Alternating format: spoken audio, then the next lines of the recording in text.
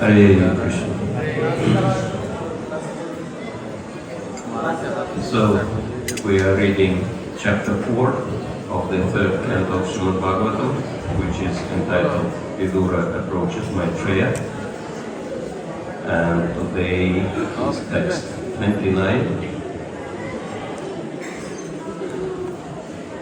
Before saying anything, I wanted to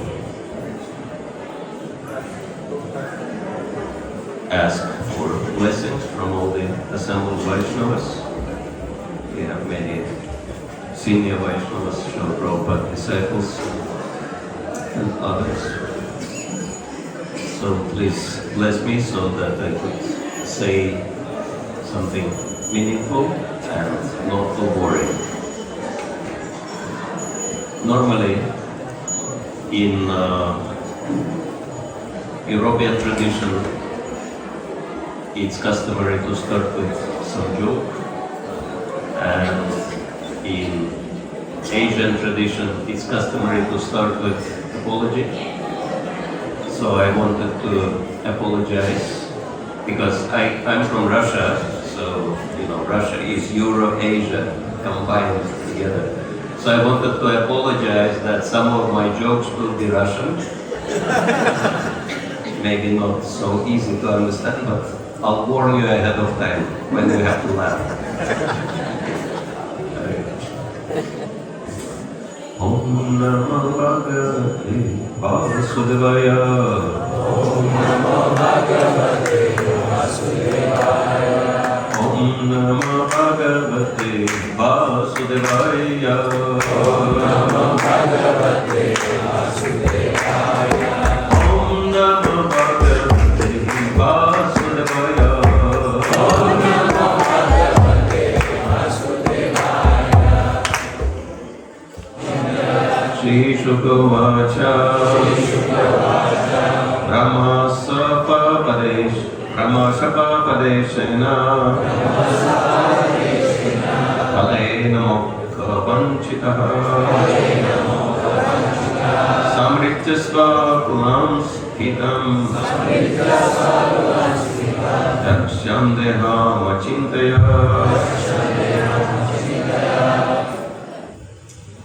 Synonyms. śrī-śuka. Śrī Śukadeva Gosvāmī said,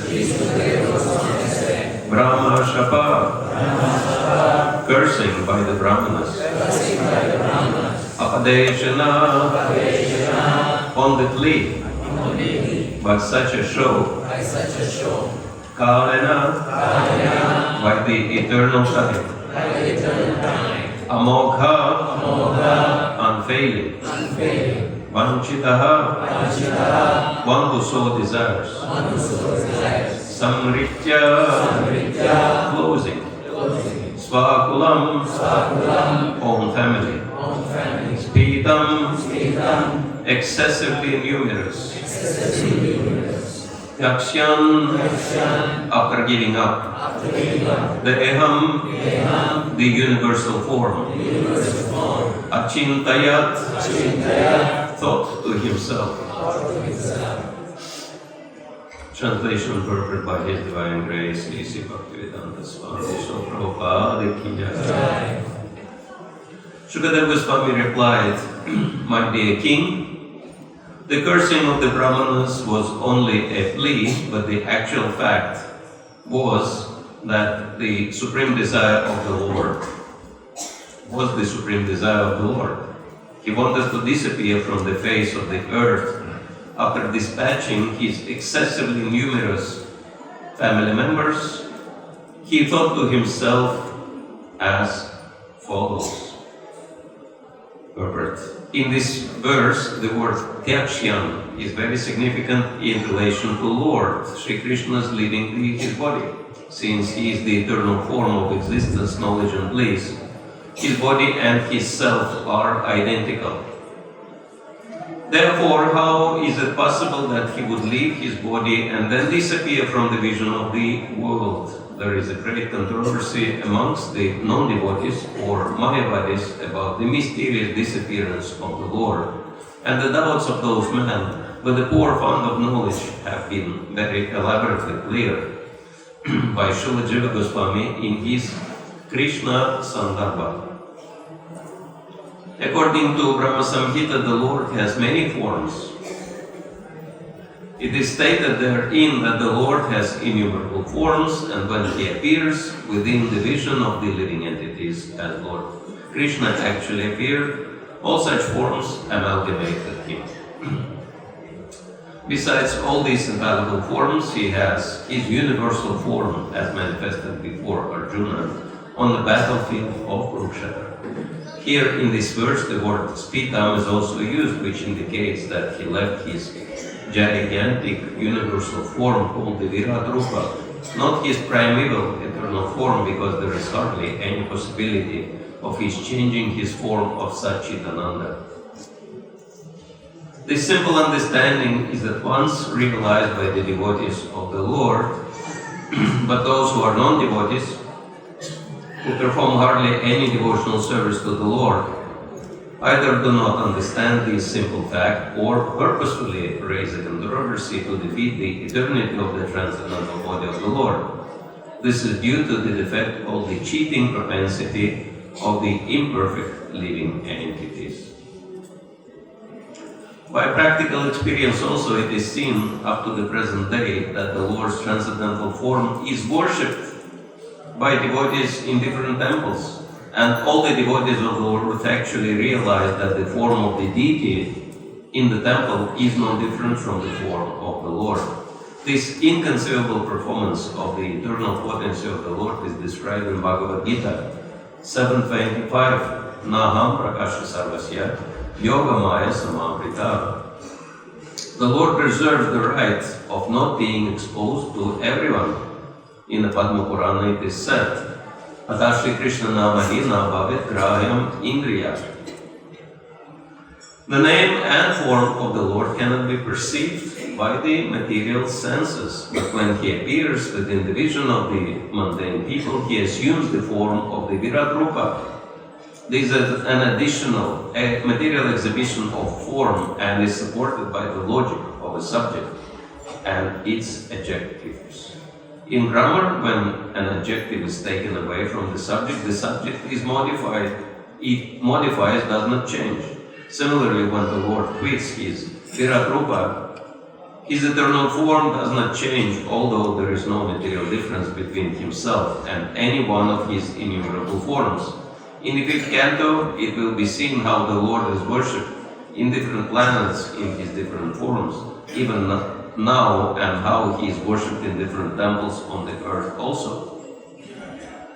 Śrīla Jīva Gosvāmī and Śrīla Vishwanath Chakravarti Thakur have very elaborately explained the incident of the Lord's disappearance in the commentaries quoting various authentic versions of Vedic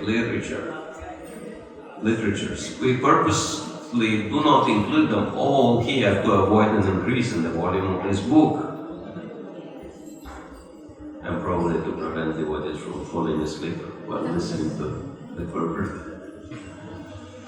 The entire matter is explained in Bhagavad-gita as quoted above. The Lord reserves the right of not being exposed to everyone. He always keeps Himself out of the vision of the non-devotees who are devoid of love and devotion, and thus He puts them still further away from the Lord. The Lord appeared on the invitation of Brahma, who prayed before the Ikshardakashaya Vishnu, and therefore, when the Lord appeared, all the forms of Vishnu amalgamated with Him. And when the mission was fulfilled, all of them disintegrated from Him in the usual course. End of the purport. Śrīla Prabhupada ki jai. We'll read the text one more time to refresh it in our memory. śrī-śuka uvāca brahma-śāpāpadeśena kālena amogha vāñchitaḥ saṁhṛtya sva-kulam sphītam tekshyam deham achintayat. Śrī-śukadeva Gosvāmī replied, "My dear king, the cursing of the brahmanas was only a plea, but the actual fact was the supreme desire of the Lord. He wanted to disappear from the face of the earth after dispatching His excessively numerous family members. He thought to himself as follows: what he was thinking, you will learn tomorrow at the Bhagavatam class.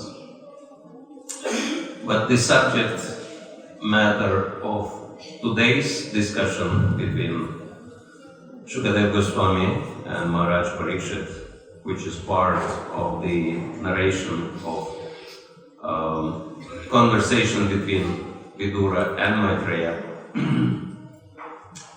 and that is the disappearance of the Lord. Because this is very confusing subject matter, as Bhagavatam says, vidambanam, right? That Kunti explained that many things about the Lord are bewildering, inconceivable. And so how do I understand that the Lord is eternal, Satchitananda, and yet he leaves his body? Because this verse is very clearly explaining. Tyakshan deham. Deham means body and tyakshan means leaving. So how the Lord, who is eternal, leaves his body? And definitely we need to understand this subject matter very clearly. There is also interesting Krishna's arrangement that today is the anniversary of leaving the bodies of three very devoted Vaishnavas, as we heard this morning. Srila Jagannatha Babaji, who is the Shiksha Guru of Srila Bhakti, whom we owe a great deal for confirming the discovery of Yoga Pit. If it would not be for Jagannath Das Babaji who told Bhaktivinoda Thakur, definitely this is the place where Lord Chaitanya appeared, we would not have Mayapur. Jagannath Das Babaji is a very important personality in our sampradaya, very powerful. The one who could chant for 3 days and nights without sleeping and without eating, non-stop. So this kind of Babaji he was. And so his glories are unlimited. And also disappearance of Rasikananda Thakur, very exalted follower of Sri Chaitanya Mahaprabhu, disciple of Shyamananda Gosvāmī, the one who could preach to even elephants, not just simple elephants, but mad elephants. He could stop them. He could stop mad elephant on the track by, telling him Gauranga, and the elephant would start chanting Hare Krishna. So these were the powers of this great personality. And so their disappearance means the appearance in the spiritual world. Disappearing from material world means they go back home, back to Godhead. So we could pray for their blessings. And the disappearance, the anniversary, 22 years ago, right, of Srila Krishna Gosvāmī Maharaj. Personally, I never saw such an empowered Vaishnava in my life as the Krishna Gosvāmī Maharaj. Very, very special, very close disciple of Srila Prabhupada, personally trained by him. And we owe Tamal Krishna Maharaj sitting here because it was him who struggled a lot to acquire this land for ISKCON Mayapur on Prabhupada's desire. And so he invested a lot of his Shakti into Mayapur project as well. And somehow the Lord reciprocated with him and he departed from this world in Gauramandal. Actually, it's very interesting that he was very much attached to chanting the holy names to such an extent that every single day he would organize chanting in his room. Kirtan Mela was not established back then, but he started. He was inviting different devotees to come and do kirtans in his room, so it was very tight-knit sangha of senior Vaishnavas who would become absorbed in chanting. And he was planning to leave to go back to his preaching field, but by the Lord's desire, he left this body at the very place where Haridas Thakur was chanting every day 300,000 names, his 192 rounds daily, which is unbelievable. If someone never tried that in one's life, one will never know how hard it is to chant 192 rounds. If you're little slow, then you will not fit into 24 hours, then you won't have even 1 second to sleep. And so, yes, in that glorious place, which is called Plea, so the Lord Krishna Maharaj left his body. And so, these 3 empowered followers of Sri Chaitanya Mahaprabhu, their departure coincided today, and we are reading about the disappearance of the Supreme Lord leaving his body, which of course is not a very palatable subject matter for devotees, but many people, they rejoice upon this subject. They feel very happy. They wish that the Lord is not there. And one famous philosopher, I think he comes from Switzerland, and his name was Nietzsche. And he started this philosophy of nihilism. Nihilism means rejecting authority, rejecting values, rejecting culture, total rejection of everything, including rejecting God. And so his famous statement was,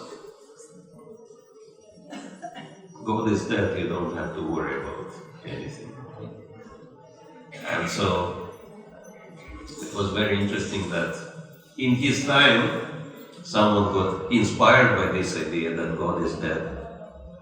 And interestingly enough, there are few people in this world who get this kind of inspiration. And they wrote somewhere, on a very visible place, one sentence which was saying, God, said Nietzsche, is dead. So, some time have passed, and of course, Nietzsche have died. And interestingly enough, he died very miserable death. His physical health was destroyed, as well as his mental health was destroyed. Some say because he excessively indulged in sex and drugs. So this kind of character is glorified by modern people. It's considered to be one of the prominent philosophers of the modern time.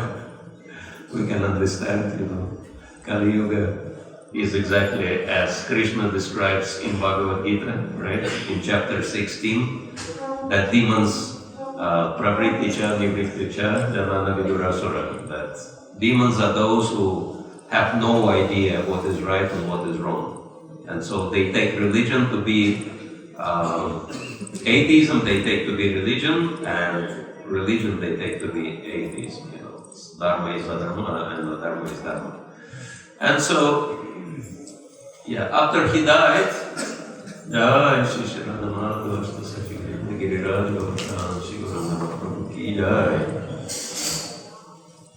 after he died, someone took that sentence and removed 2 commas and replaced it with 1 comma. And so the new sentence was saying, God said, comma, Nietzsche is dead. You know, people trying to kill time, and as a result, time is killing them. So, but it is very interesting that many people in the world, they wish that God is dead. And they have their own personal reasons why they want him to be dead. Right? Anyone has any idea why people are so eager? First of all, it's very interesting, right? As it says that if there is no God, whom atheists do not believe in, right? Because religion is also, atheism is also a kind of religion, right? But it's religion of not believing in God. And they are very enthused to convince everyone that God is dead, that there is no God. And conclusion, as Prabhupada was saying, why they try to remove God from the picture? To establish themselves, right? If God's place is vacant, and it's a very prominent place, look, you know, very high up on the stage, and he is served and worshipped, right? And so it's very exciting to take up that place. This is what all the materialistic people trying to do. And so Prabhupada says, their philosophy, this is the conclusion their philosophy is leading to. There is no God, God is dead, and ultimately, you are God, I am God, we're all God. So this is Mayapur conclusion. And so, unfortunately, even though we formally do not subscribe to these views, but the inclinations towards that are very much prominent in our consciousness as long as we are not fully purified. That's why it says that no one has to study Mayavad philosophy very hard, because everybody is born with that. So, material world means the world of demons, and that's why devotees are very rare. I heard one story how one Prabhupada disciple came to him, and there is a quote from Chaitanya Charitamrita in which Srila Prabhupada says that by the mercy of Sri Chaitanya Mahaprabhu, many pious and demonic people, they joined this movement. And he became confused. And he came to Srila Prabhupada and he said, Srila Prabhupada, we understand that pious people take up to Krishna consciousness naturally because they are blind towards that. As Bhagavad-gita describes 4 types of pious people, they come to Krishna. But then impious people, demonic people, they averse to God, and so it's very rare that demonic people would take up to Krishna consciousness. And so, but you are telling us that demonic people also massively taking up to Krishna consciousness. So how do I understand this? And Srila Prabhupada looked at him and he said, so you think you are divine personality? it's very interesting. It's very easy for people like myself to forget where we came from, and so that, at least as far as I am concerned, the opportunity to be in the moment is just causeless mercy of Guru Krishna and Vaishnavas. I'm thinking every morning when we chant Śrī Kṛṣṇa Chaitanya Prabhu, that the biggest proof of unlimited, unconditional and causeless mercy of Lord Chaitanya is that Sagara Swami is still in the movement for so many years.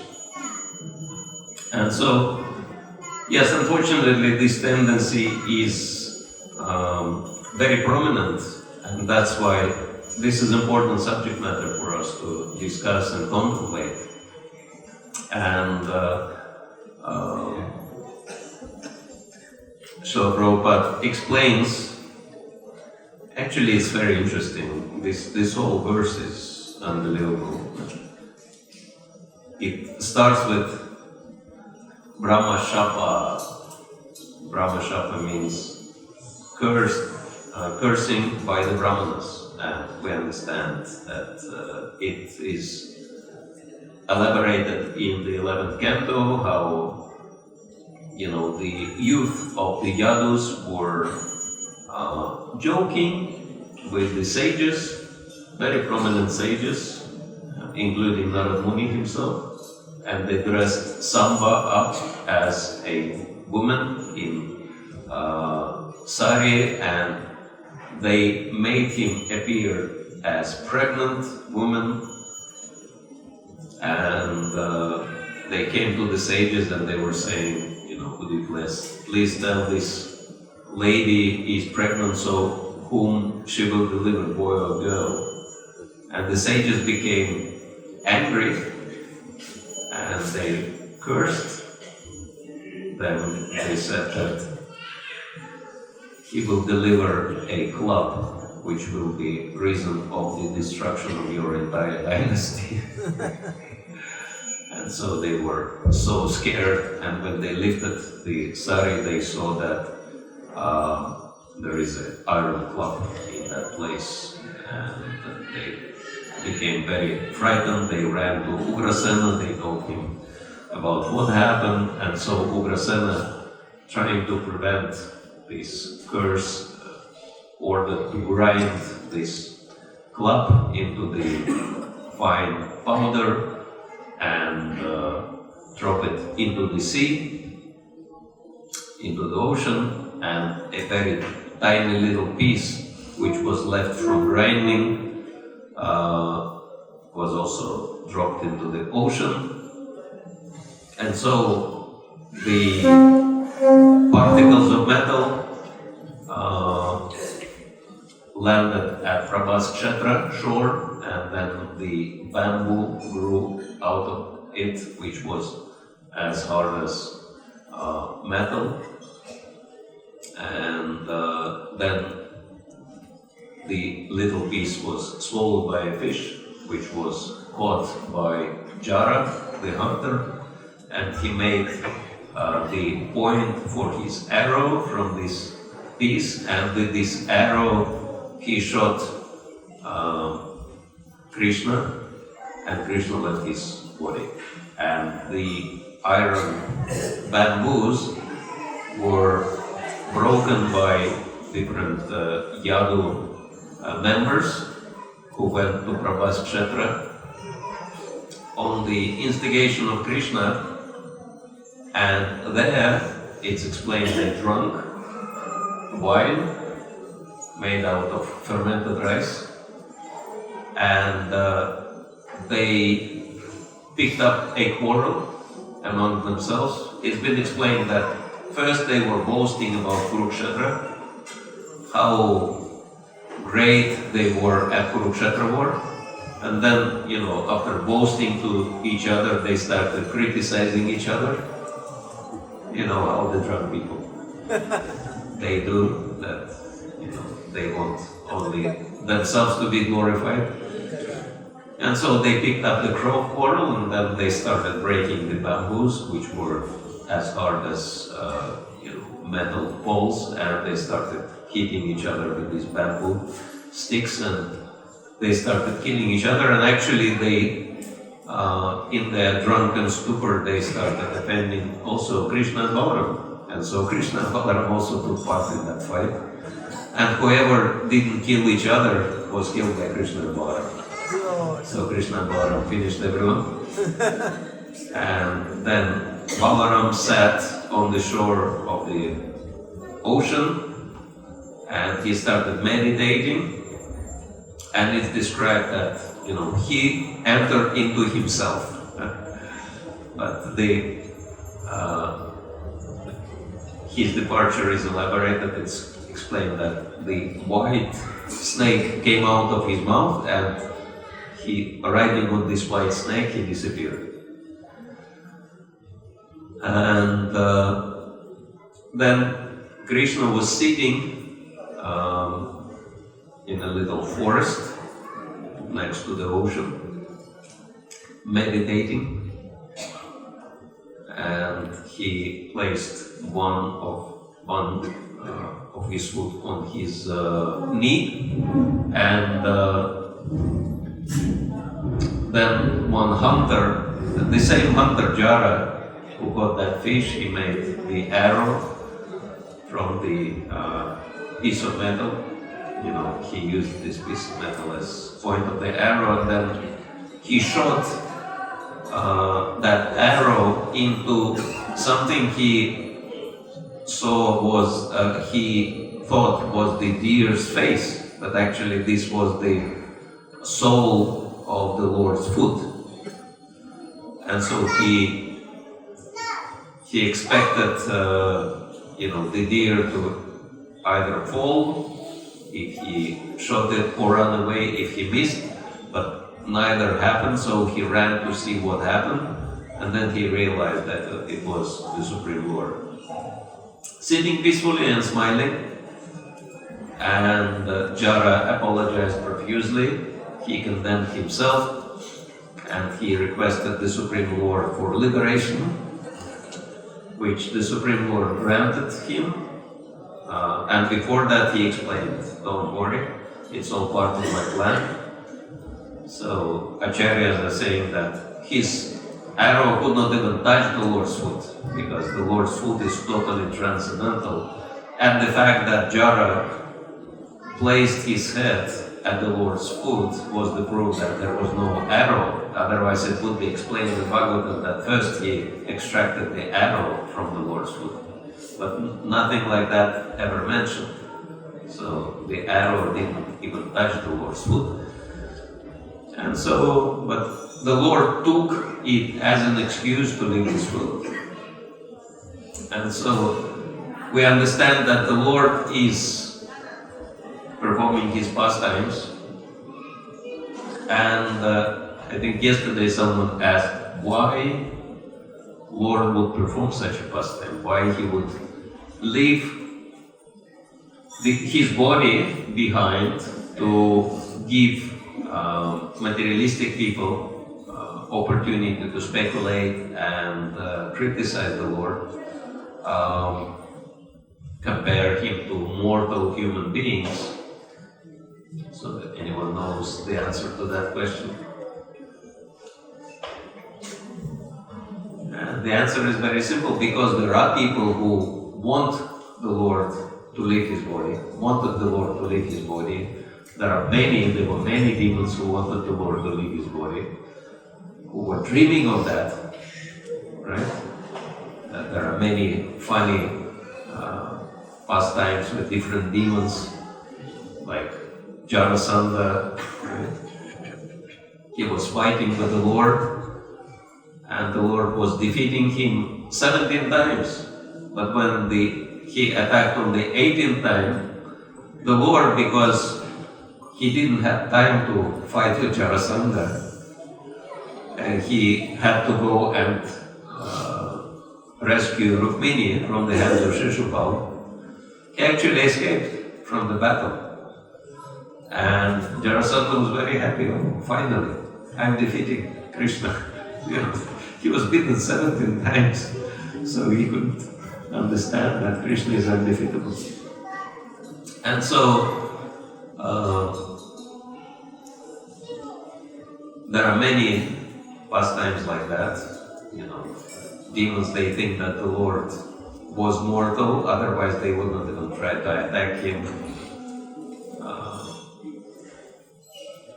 Meditating on Nrsimhadev. When he was fighting with Hiranyakashipu, and there was an episode when Nrsimhadev grabbed Hiranyakashipu, but then he let him go. You know, he just threw him on the side, and you know, he was playing with him. It's explained as Garuda sometimes plays with snakes, let the snake go, but then catches it again. And when the Lord let Hiranyakashipu go, Hiranyakashipu was thinking, the Lord is afraid of me. That's why he let me go. He was afraid to kill me. So that means I can kill him. And then he started attacking the Lord again. And anyone incidentally remembers how Nrsimhadev defeated Hiranyakashipu. It's a very interesting episode in the 7th canto. What was the ultimate weapon by which, even before he placed him on the lap, what was the weapon the Lord used to totally defeat Hiranyakashipu, to paralyze him? Anyone remembers? Fear.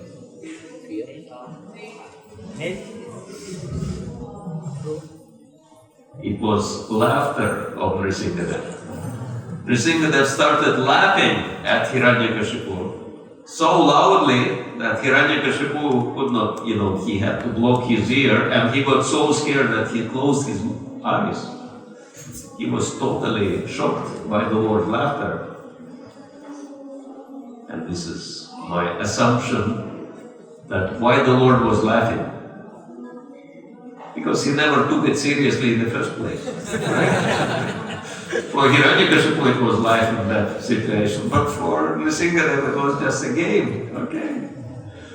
And Nrsimhadev was looking at the guy, and then he was thinking, how is he seriously fighting with me? That's hilarious. And then he started laughing. And then after, you know, so that's the ultimate weapon of the Lord. It's interesting, right? Krishna is very attractive. The most attractive part of Krishna's body is his face, and the most attractive part of his face is his smile.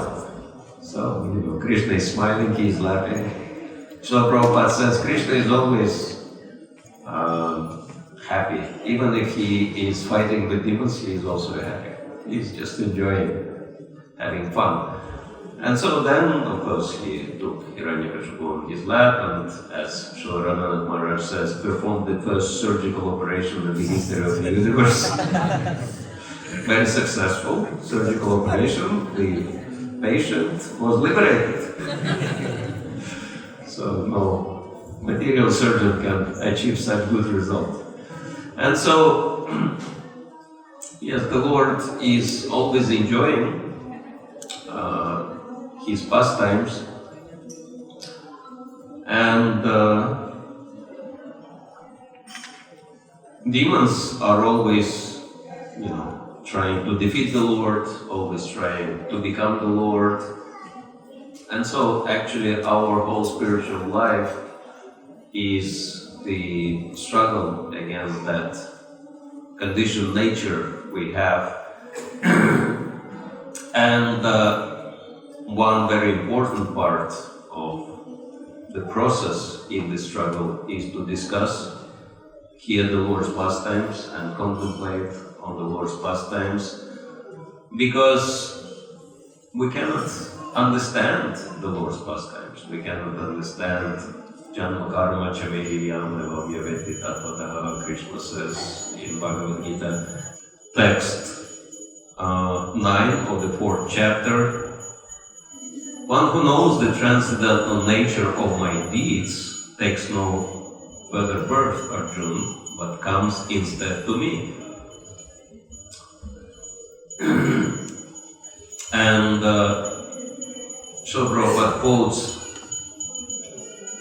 text 25 from chapter 7, Naham Prakasha Sarvasya, Yogamaya Saṁhṛtya, which says, though I am unborn and free of any imperfection, fools can never penetrate my curtain of deception. So,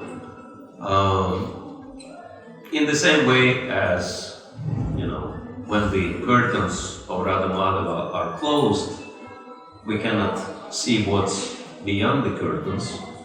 We cannot neither see the deities, we cannot see what kind of dress deities will wear, right?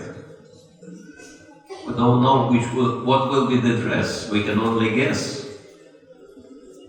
And mostly we are wrong, nevertheless. And so, then, only when the curtains are open we can see the deities, and we don't even know who is dressing them, right? How many of you like how Radha Madhava and their associates are dressed today and in general? And how many of you know who is dressing them? We don't know. So there is one very amazing Bengali pujari who is dressing Radha Madhava for almost 40 years, every single day.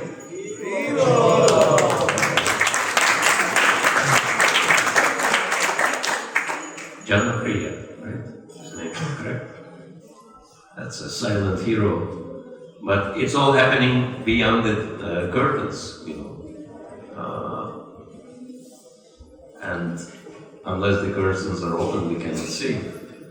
So in the same way, unless the Lord and His empowered representatives like Srila Prabhupada reveal this knowledge to us, we will not know anything. I mean, I don't know about you, but I tried to read Bhagavad-gita before I came across Prabhupada's Bhagavad-gita. I tried to read Bhagavad-gita without any purpose. And I tried to read Srimad Bhagavatam without any purpose. And guess what was the result? I could not understand anything at all. But only Prabhupada's purpose, they make it so crystal clear. What is the purpose of the Lord's activities, etc. So that's why we owe it to Srila Prabhupada that he opened the curtain, he removed this veil of illusion for all of us and allowed us to engage in the Lord's devotional service, from which we gaining unlimited benefit. How many of you feel that you are gaining unlimited benefit? And so what is devotional service? That is our attempt to reciprocate with the Lord's kindness, to serve Him and serve His devotees who are as kind and as magnanimous as the Supreme Lord.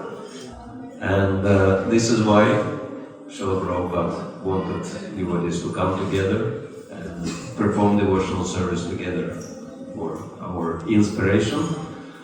And we go on parikrama so that all the Lord's pastimes would be revealed to us. And just one word about brahma-śāpa, with which this verse starts, that actually it's very heavy, the cursing of the brahmanas. That's why we need to be very careful in the association of devotees, preaching to myself.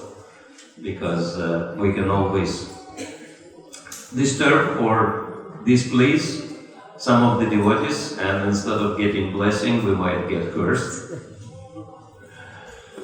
And some of the difficulties we might experience in our life could be the result of that. And so, I was wondering, how many would like to become free from all Brahminical curses? So there is a very exciting pastime in Chaitanya Charitamrita in that regard, how when one brahmana, he wanted to enter Shiva Sangam to see what's going on, and he was not allowed because he was too materialistic, and he became very angry. And when he met the Lord at the banks of the Ganga, he came to him and he said, "You're not allowing me into the house to see what's going on? I'm cursing you." And he took his thread, and he was so angry that he actually broke his thread. He said, "I'm cursing you so that you would never have any material happiness in your life." And the Lord was ecstatic when he heard that curse. Krishna Das Kaviraj says, anyone who hears that pastime will become completely free from any Brahminical curses.